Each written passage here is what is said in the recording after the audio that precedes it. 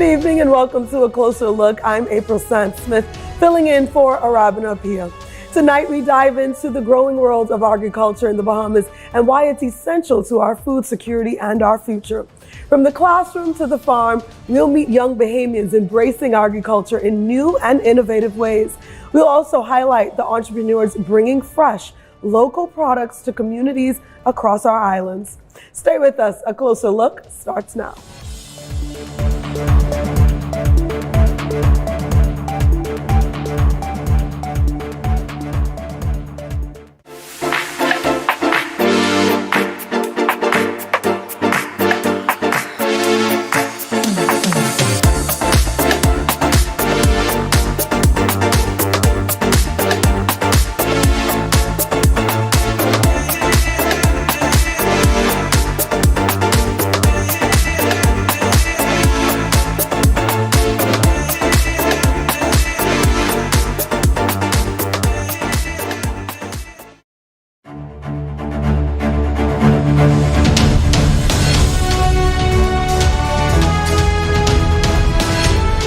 Welcome back. You're watching A Closer Look. I'm April Sands-Smith.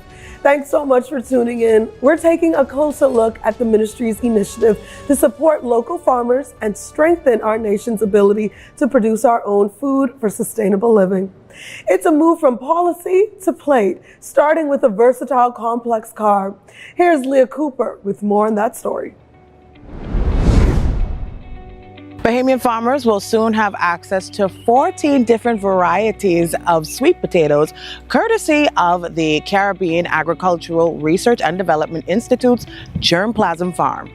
It's planting season at the Caribbean Agricultural Research and Development Institute's Germplasm Farm, and the team is putting down roots for a sweeter, more sustainable future. Dr. Shelley Bridgewater, Cardi's country representative for the Bahamas, says this initiative is all about building resilience and supporting local farmers. Cardi is the lone regional CARICOM organization that is designated for agriculture research.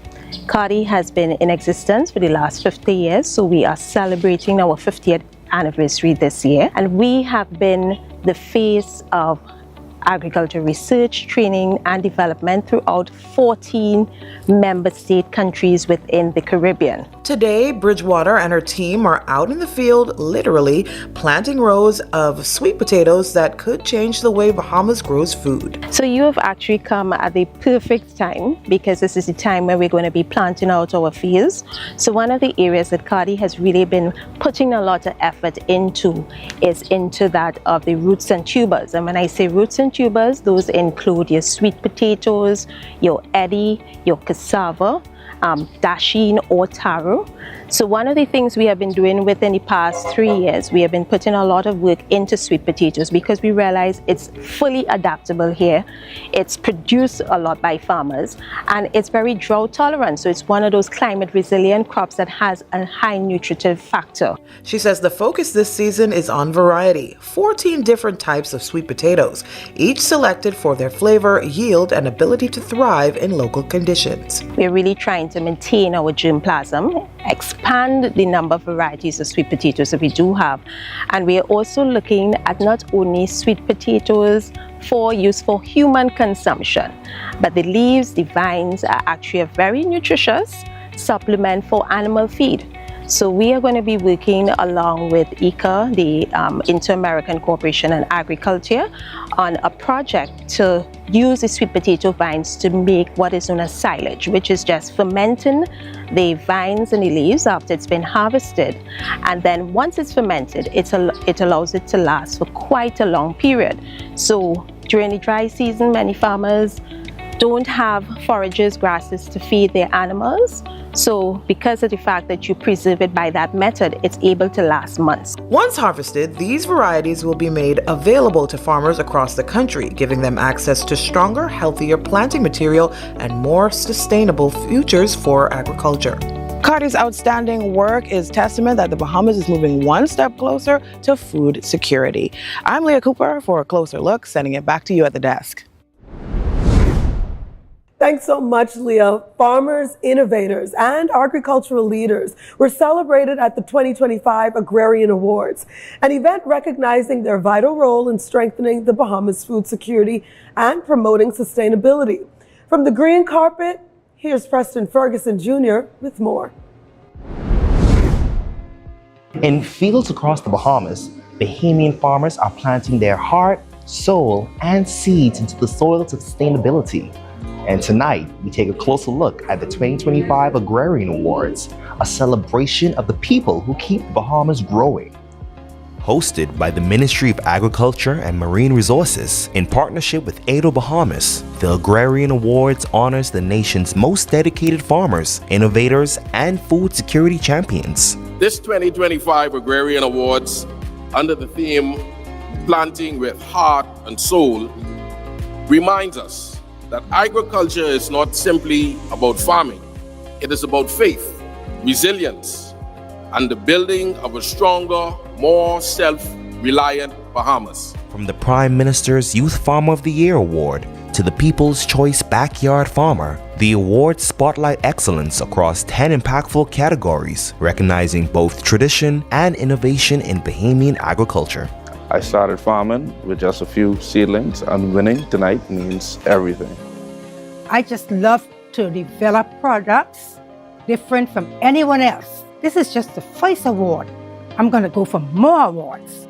We need to encourage the young generation because no country is sovereign except you can feed yourself and protect yourself.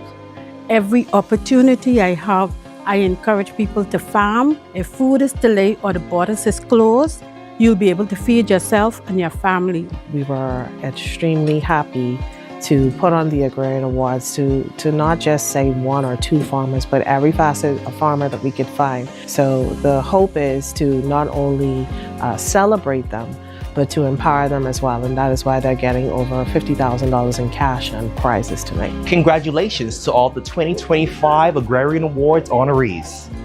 And I'm Preston Ferguson Jr. reporting for a closer look, reminding you that the strength of our nation grows from the ground up. There's more of a closer look after this.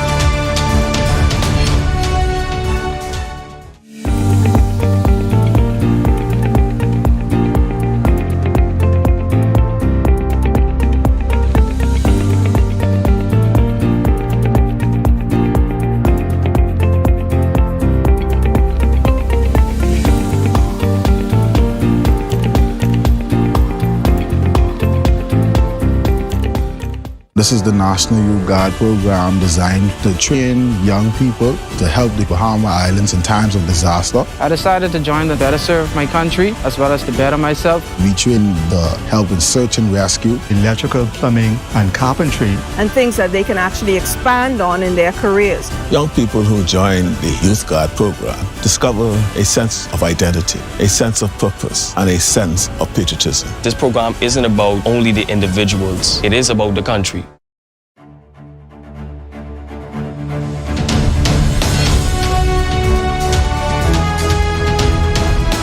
Welcome back. I'm April Sands Smith, and you're watching A Closer Look. The future of the Bahamas' food security and marine sustainability may just lie in the hands of its young people. Through the Agricultural Cadet Program, high school students across the country are getting hands-on experience in farming and marine science. For more on this, we go to Erin Scavallo. At a time when food security and sustainability are more important than ever, the Bahamas is investing in its new generation of agricultural leaders, starting right here in our high schools. The newly launched Agriculture and Marine Cadet Program gives students in grades 10 through 12 hands-on experience in modern farming, food security, and marine conservation, bridging the gap between classroom learning and real-world practice. Today we are raising up one of the most important industries in human enterprise, but one that continues to be, even in our country, understated as some secondary something, but it's not. Because the one thing that secures national security is food, how we feed ourselves, and it ensures that our people have a quality of life. a collaboration between the Ministry of Agriculture and Marine Resources, the Ministry of Education, and the Bahamas Agriculture and Marine Science Institute, or BAMSI. The program is introduced in schools like Government High School, R.M. Bailey, C.I. Gibson, and C.V. Bethel Senior High School. The Ministry of Agriculture, under the leadership of the Honorable Jomo Campbell, is ensuring that the future generations are able to feed the Bahamas. We're doing our part. We need you to play your part. This cadet program is long overdue.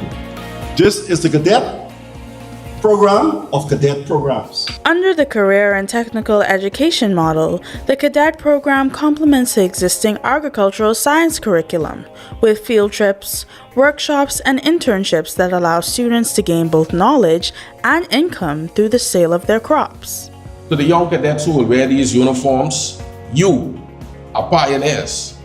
You are the first of many who will lead the Bahamas towards food security and resource stewardship.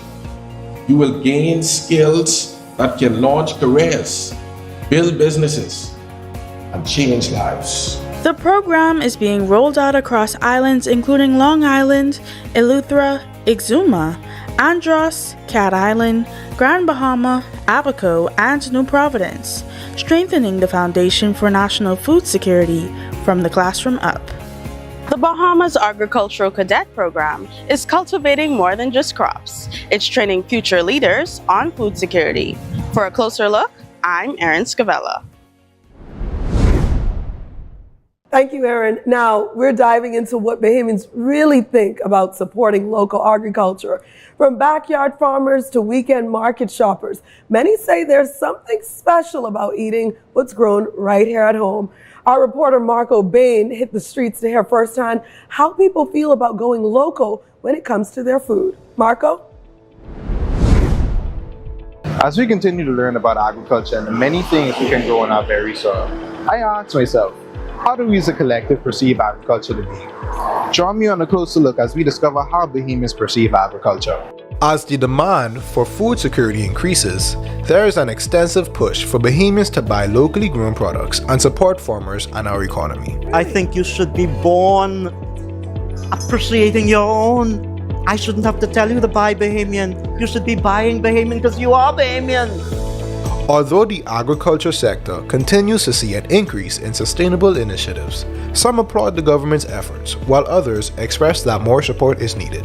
From a North Andros farming aspect, right? I look at the rising costs in farm supplies. And for example, over 30 years ago, let's just say watermelon. I grow watermelon also, but the price of watermelon at the parking house 30 years ago still 30-something cents. Even though the costs of farming continue to rise and rise and rise. On a more positive note, agriculture continues to be an industry that Bahamians rely on. One farmer states his favorite fruit and the various health benefits it provides. Many people, they do not know the nutritional benefits of soursop. I find out personally that soursop is very relaxing.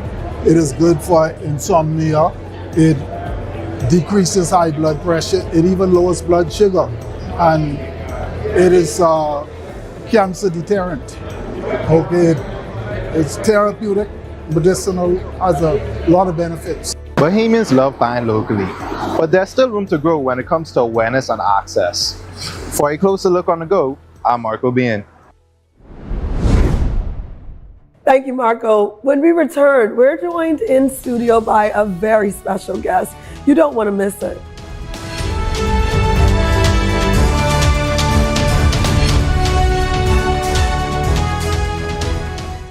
The Royal Bahamas Police Force is one of the most unique professions because it allows you to work in almost every field. For the police, I fly the unmanned aerial vehicles. Because I always had an interest in forensic science. The most interesting area that I would have been exposed to would have been the fire prevention section. It's so much you can pursue. I get to serve my community and my people every day.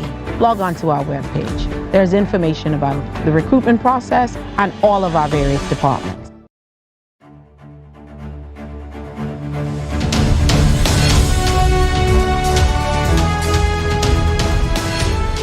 Welcome back. You're watching A Closer Look. I'm April Sands-Smith. Joining today as my special guest is Dion Gibson, General Manager of BAMSI. Welcome to the show. Thank you. How are you? I'm doing well, thanks. Good. Now we're going to jump right into it. We have witnessed so many initiatives from, of course, your Ministry of Agriculture that supports the entrepreneurial sector for farmers. What other means of support and partnerships can farmers look forward to for the coming months or years ahead? So as you know, we would have just hosted the Agrarian Awards where we recognized some 30-odd Bahamian farmers, agri-processors across the country, across the age divide, with our youngest winner being just 7 years old and our oldest recipient at 94 years old. And so we're leaving nobody out. That was an initiative to really show that we recognize and want to honor the hard work that our farmers are doing in the country. The ministry has a grant program that persons can go and apply for now. There is a limited amount of funds available, but all persons are encouraged to go and apply, as well as the SBDC is looking forward to partnering with us again in the near future to issue other grants for farmers and fishers across the country. We also partner with various entities such as the IDB and AICA, who are helping us with a agricultural census, which I'm sure you may have heard of before. That is the first time in, I think, now 31 or 32 years that one would have been done, which is very important so we know where the sector is, we know where we are lacking, and how we can better assist our farmers and the general public in not just agricultural production, but the entire agri-food system. That's awesome. Tell us a little bit about how the ministry is working to make the Bahamas more food secure. I know that's top priority for you all, but also how have you all also reduced our dependence on imports? So through BAIC, as you know, the ministry has several other agencies, SOEs that fall under it, including BAMSI, BAIC, and BAFSA, and in addition to the Department of Agriculture and Department of Marine Resources. And we can't leave out marine resources in the equation because the Bahamas is one of the leading fishery exports countries in this region for sure, and probably in the world. Leading in crawfish exports. We were leading in conch, but obviously we're doing some preservation there. But when it comes to the agricultural front, through BAIC, there have been engagements with the supermarkets to get more of what is being produced locally onto the shelves and available to Bahamian consumers. Other initiatives would include the farmers market, which is a very easy access to get local fresh produce. Some of the constituencies have their own farmers markets. The Agricultural Development Organization is leading that charge in collaboration in some areas. On the Family Islands, we're trying to connect more with the farmers to get that produce to New Providence, but also encourage them to support and supply their own. At BAMSI, we're actually producing eggs at this time, but our focus is getting our eggs in every store on Andros before sending them to any other island, because we realize if we can make one island self-secure, we're making those steps. But I think the biggest initiative there is through BAIC connecting with farmers who are mass producing, getting them to the wholesale buyers who will then get it to the local market, showing that we don't necessarily need everything to be imported. We always will to some extent, but by getting what is produced to the local consumer, it's a little easier.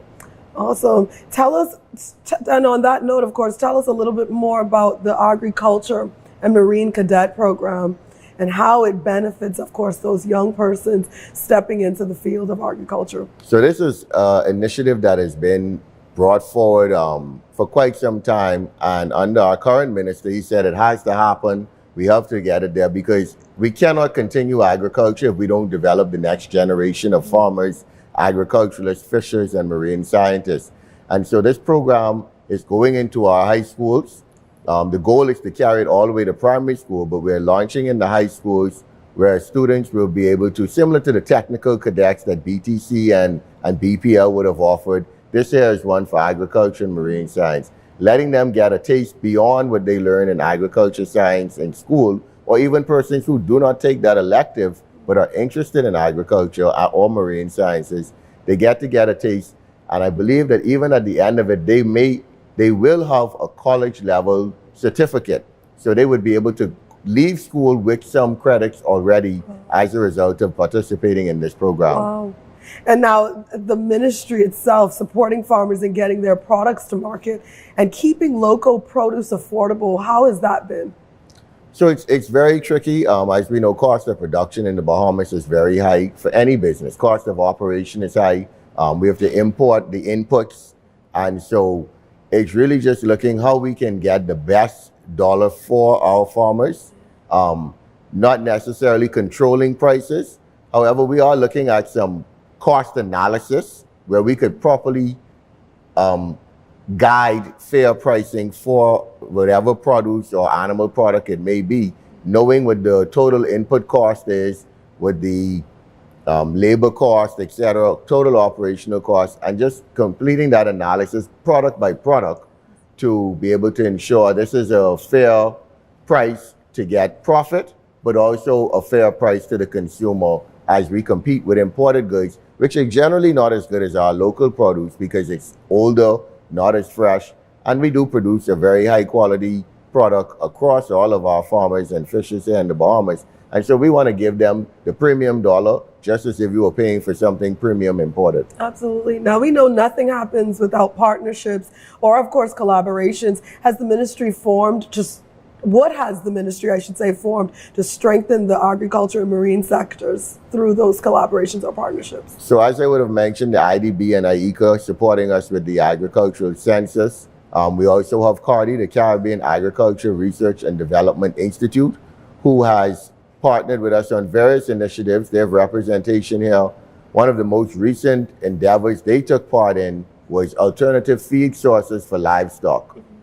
Feed has long been an issue with farmers in the Bahamas. We've had issues with various sectors of various elements of that part of the industry. And so helping farmers to find alternative feed sources which can be sourced from locally natural occurring vegetation that could be turned into animal feed. That is one such area.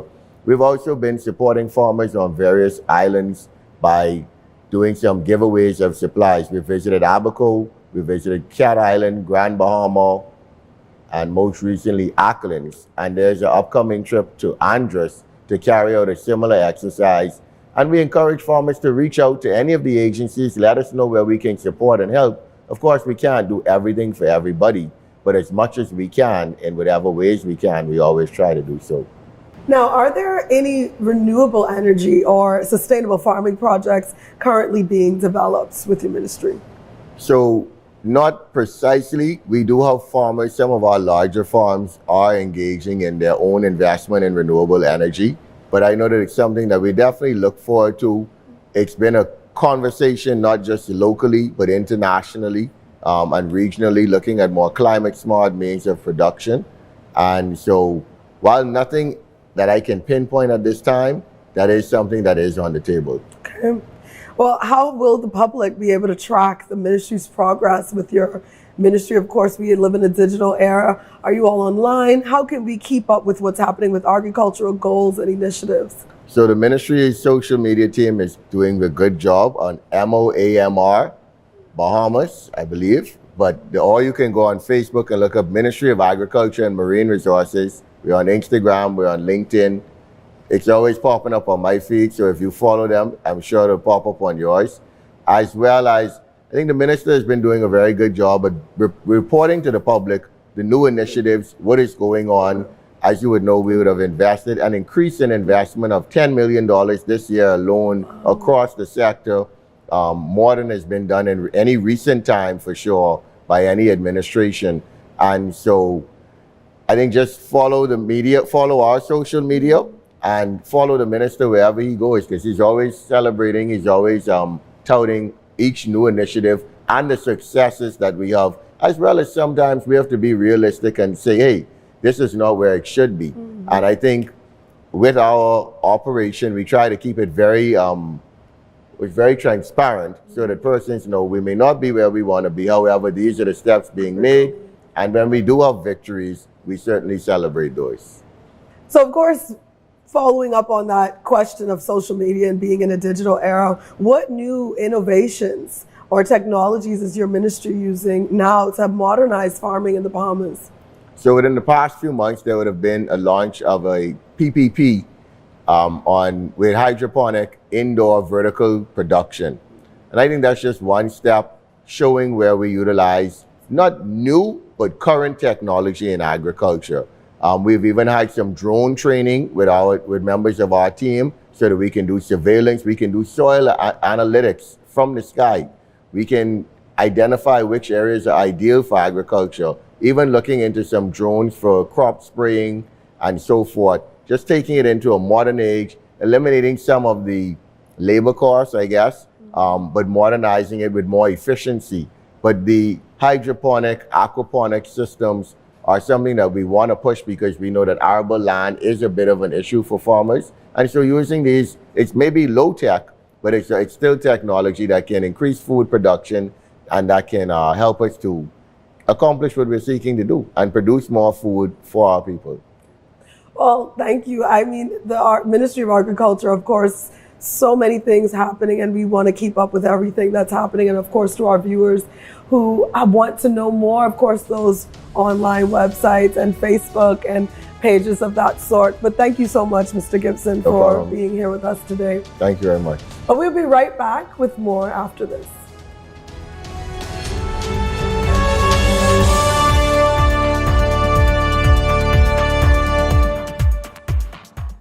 Hi, I'm Senator Randy Rowe, Executive Chairman here at Consumer Protection Commission. Here at CPC, our mandate is to provide consumers with a louder voice with stronger rights.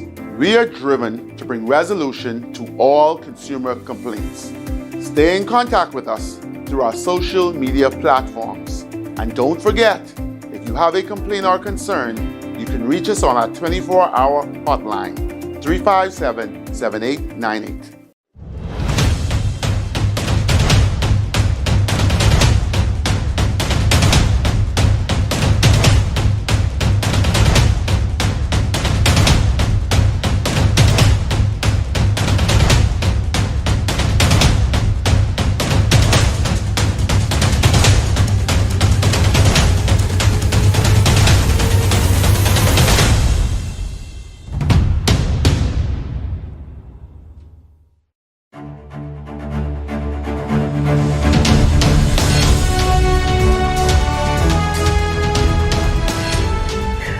Hands-on lessons of the agricultural program to the voices of Bahamians proudly supporting homegrown food. Today's conversations remind us that agriculture is not just about what we grow, it's about who we are as a people. The commitment to sustainability, education, and national pride continues to take root across the islands. A special thank you to General Manager of BAMSI, Dion Gibson, for joining us today and sharing valuable insight into how these initiatives are shaping the future of farming and food security in the Bahamas. I'm April Sands Smith, and this has been A Closer Look. Until next time, good night, everyone.